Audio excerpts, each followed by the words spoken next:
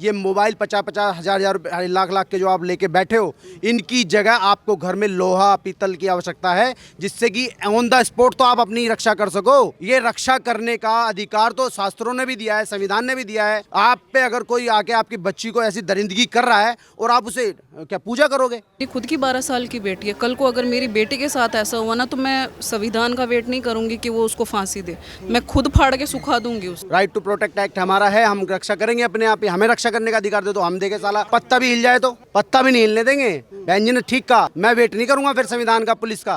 फाड़ के उसको सुखाने का ही काम करेंगे। नमस्कार, आपका स्वागत है ऑब्जर्वेशन ऑफ वर्ल्ड में। इस वक्त मेरी मौजूदगी लोनी गाजियाबाद में है। लोनी नंद किशोर गुर्जर का विधानसभा क्षेत्र है। मैं आपको बता दूं, यहाँ पर आज हिंदू संगठनों की महापंचायत थी। महापंचायत इसलिए कि इस इलाके में अमित विहार, जहाँ पर मैं मौजूद हूँ, यहाँ पर एक 12 वर्षीय हिंदू युवती के साथ एक विशेष समुदाय के व्यक्ति ने जघन्य अपराध किया है। 3 महीने की वो युवती गर्भवती है बताई जा रही है। वो शख्स, वो अपराधी ऑलरेडी शादीशुदा है, 2 बच्चों का बाप है। इसी चीज़ को लेकर आज हिंदू संगठन यहाँ पर मौजूद है और महापंचायत की है। सर नमस्कार जी, पहले बताइए घटना क्या हुई है पूरी? घटना मैं बताते हुए भी मुझे खुद भी ऐसा लग रहा है कि मैं पता नहीं कितना बड़ा अपराध कर रहा हूँ। एक 12 साल की बच्ची के साथ में एक मुस्लिम जो युवक था, सरताज, 32 वर्ष का था, वो 4 महीने से लगातार उसके साथ रेप कर रहा था, उसे टॉर्चर कर रहा था लड़की को। और जैसे ही उसकी बच्ची की तबीयत ख़राब हुई तो माँ बाप को दवाई दिलाने के लिए जब डॉक्टर के पास ले गए तो ठीक नहीं हो पाई। फिर अच्छे डॉक्टर के पास गए तो डॉक्टर ने बताया ऐसे प्रेगनेंसी की मुझे लग रहा है कंडीशन है, सिम्टम्स तो ऐसे ही आ रहे हैं। तो माने का प्रेगनेंसी का मतलब क्या, 12 साल की बच्ची तो है। जब टेस्ट किट से जब उसे चेक किया और जब ये घटना समझ में आई, उसके बाद भी उसके अंदर शर्म नहीं थी।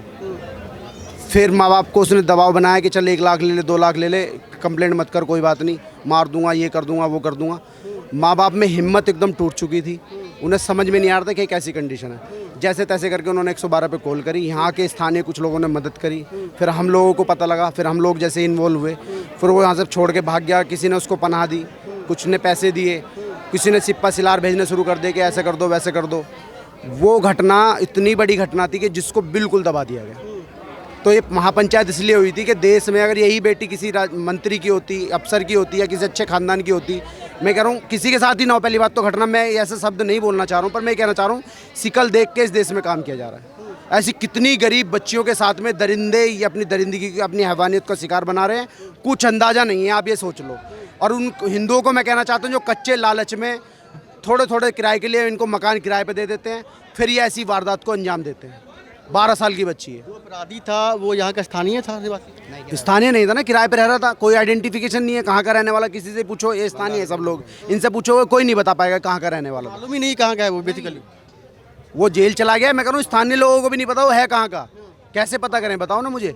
और होगा वो यूपी का, क्यों नहीं उसका घर बुलडोजर चल रहा है भाई?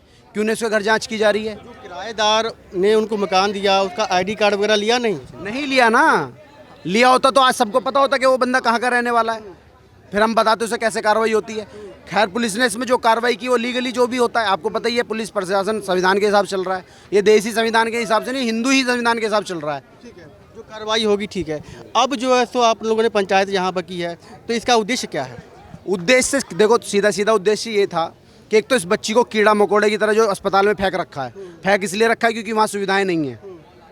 वो बच्ची आज बहुत ही ज़्यादा पीड़ा में, आप समझ सकते हैं। आप भी एक भाई हैं, एक पिता होंगे, भविष्य में मैं भी एक पिता हूँ। मैं बार बार ये कह रहा हूँ ना, शब्दों को इसलिए इस्तेमाल कर रहा हूँ क्योंकि मैं एक पिता के रूप में अगर देखता हूँ तो मैं तो रूह काँप रही है। आज उस बच्ची को एक अच्छे इलाज की ज़रूरत है, एक अच्छी मोरल सपोर्ट की ज़रूरत है, जो उसको नहीं मिल रही है। वो परिवार आज ऐसी स्थिति में आगे खड़ा हो चुका है, आज उसको लोग घृणा से ना देखें, हमने ये महापंचायत की है। उस परिवार को सरकार अपनी निगरानी में ये देखे कि ऐसी घटना घट गई आपके क्षेत्र में। भाई आप मुखिया जी सो रहे हैं, सो नहीं रहे हैं, यहाँ के अधिकारी बताना नहीं चाह रहे हैं। उन्होंने सोचा ठीक है एनकाउंटर कर दिया, भेज दिया। अरे भाई बताओ, उस परिवार को आज आर्थिक मदद की ज़रूरत है, उनको एक स्थायी घर की ज़रूरत है, उन्हें पुलिस प्रोटेक्शन की ज़रूरत है। हम लोग पंचायत करके, मैं फिर भी कह रहा हूँ क्योंकि हमारे पास आए दिन ऐसे केस आते रहते हैं, हम उसमें बिजी हो जाएंगे, ये फिर दोबारा इन पर दबाव बनाना शुरू कर देंगे। कौन बताएगा हमें, बताओ? या तो इनके घर पे बैठे। तो इसलिए पुलिस सुरक्षा की हमने मांग की है कि कोई भी इन पर दबाव ना बनाया जा सके, एक अच्छी आर्थिक मदद इनकी हो जाए। जो योजनाएं चल रही है सरकार की योजनाएं, मैं नहीं कह रहा हूँ, योजनाएं हैं सरकार की कि पीड़िता को न्याय दिलाने के लिए वो एक अच्छी आर्थिक मदद उनकी हो जाएगी। 1 रुपया वकील को देने के लिए उनके पास में नहीं, खाने तक के लिए। अभी जो वो रोज़ाना भागदौड़ करके हैंड टू माउथ वाला सिस्टम था, खाना और कमाना। अब वो भी बंद है पिछले हफ्ते से। कहाँ से आएगा? उनको खाने के लिए भी नहीं है। वो कहाँ से वकील खड़ा करेंगे? कहाँ से फास्ट ट्रैक कोर्ट को जज को पकड़ के लेकर आएंगे? कहाँ से जज से सेटिंग करेंगे? कैसे बात करेंगे? तो ये मैं देश को बताना चाहता था इस पंचायत के माध्यम से कि वो बच्ची हमारी है, वो हमारी बहन है। हम सबको उसके साथ कंधे से कंधा मिला के खड़ा होना पड़ेगा। हम जैसा खा रहे हैं उसको खिलाना पड़ेगा, उसके परिवार के साथ ऐसा ही व्यवहार करना पड़ेगा कि जैसे वो हमारी बच्ची है। आज उसको बहुत मोरल सपोर्ट की ज़रूरत है। डॉक्टर क्या कह रहे हैं बच्ची को लेकर? जान की दिक्कत तो नहीं है उनके? मतलब अभी वहाँ जाने नहीं दिया जा रहा ना किसी को, अभी मिलने नहीं दिया जा रहा। मैंने कहा है, अब अपील करी है कि सब लोगों को मिले तो सही, कम से कम उसको एक तरह से बंद कर दिया है वहाँ पे, जिससे कि मिल ना पाए, एक रूमर ना बन जाए, आप मीडिया जाके उसकी सच्चाई ना दिखा दो, उस लड़की के बयान ना सामने आ जाए। पर ठीक है, आपको ठीक लग रहा है करो, हमें ठीक लगेगा हम भी करेंगे। हम एक भाई बनकर जब अगर न्याय मांगने पाएंगे ना तो हमें पता है कि क्या होता है। ये एक तो होता है कि चलो बेटी हमारी घर से बाहर गई, उसके साथ कोई अपराध हो गया, पर यहाँ तो बच्ची घर में ही है, तो फिर माँ बाप की जिम्मेदारी क्या बनती है? मैंने महापंचायत इसलिए करी है कि 3 घटनाएं इसी क्षेत्र में इन्हीं 2-3 महीने के अंदर सेम हो चुकी है। उनका भी कोई आइडेंटिफिकेशन नहीं था, तो 3 हो चुकी है। एक क्षेत्र में हो रही है। एक छोटी सी कॉलोनी है ये, गाजियाबाद जिले की एक छोटी सी कॉलोनी। ऐसी हजारों कॉलोनियां हैं यहाँ पे। एक कॉलोनी में 3-4 घटनाएं जो पता लग गई, अवेयरनेस से पता लग गई। हमारे कार्यकर्ता हिंदू रक्षा दल के जगह जगह उनको पता लग गई। हर गली में तो नहीं पता लग पा रहा। अभी भी इस पंचायत में कितने परिवार ऐसे बैठे होंगे जो अपनी बात रखना चाह रहे होंगे, नहीं रख पा रहे हैं। सम्मान बीच में अड़ जाता है, कहीं ना कहीं ये सपोर्ट ताकत दिखाते हैं, वो लोग डर जाते हैं, नहीं रख पा रहे हैं लोग। तो ये पंचायत में यही माध्यम था कि जो लोग ऐसे चुंगल में फंसे हुए हैं अपनी बच्चियों को निकालें, और किसी भी घर में ऐसी घटना ना हो। ये मोबाइल 50-50 हज़ार लाख के जो आप लेके बैठे हो, इनकी जगह आपको घर में लोहा पीतल की आवश्यकता है, जिससे कि ऑन द स्पॉट तो आप अपनी रक्षा कर सको। ये रक्षा करने का अधिकार तो शास्त्रों ने भी दिया है, संविधान ने भी दिया है। आप पे अगर कोई आके आपकी बच्ची को ऐसी दरिंदगी कर रहा है और आप उसे क्या पूजा करोगे? पर पूजा नहीं तो उस पर वार कैसे करोगे? तो ये सब पंचायत में हमने विषय रखे हैं, लोगों को जागरूक किया है कि हमारी बच्चियों को बचा लो। हाथ जोड़ के अपील की है कि हिंदू अपनी बच्चियों को बचाए, उन्हें अवेयर करे, उन्हें जगाए।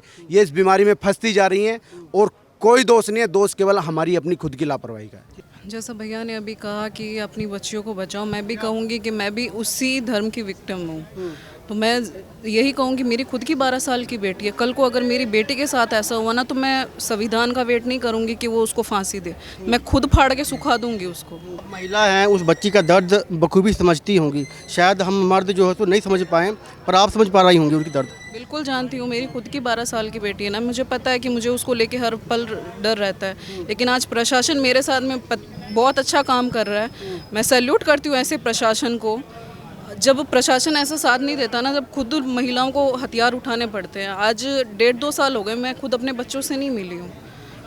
प्रशासन का एक भी आदमी ऐसा मेरे को अभी तक नहीं मिला जो ये कह सके कि हम आपकी बेटी से आपके बच्चों को आपसे मिलवाएंगे, क्योंकि प्रशासन अपनी जेब गर्म करने में लगा हुआ है। तो मैं तो यही कहूँगी सबसे कि प्रशासन का वेट मत करो, अपनी बच्चों के लिए खुद हथियार उठाना शुरू कर दो। बात वही है ना कि प्रशासन हर घर में मौजूद रह नहीं सकता है। अगर आ भी जाए तो जब है ना घटना हो जाती तब आता है, पर हमें बचाना है ना बच्चियों को पहले, तो उसके लिए माँ बाप को प्रशासन पर संविधान की दुहाई ना देना। एक तरफ तो आप हमसे उम्मीद रखें हम संविधान के हिसाब से चलें।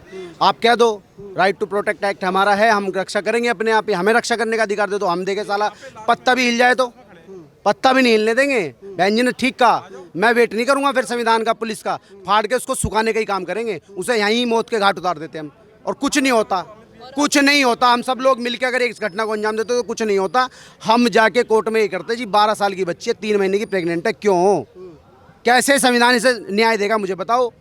नहीं लड़ पा रहा है कोर्ट में, ये कहाँ से लाएगा वकील खड़ा करके? नहीं अच्छा इलाज करा पा रहा है, बच्ची मर जाएगा क्या?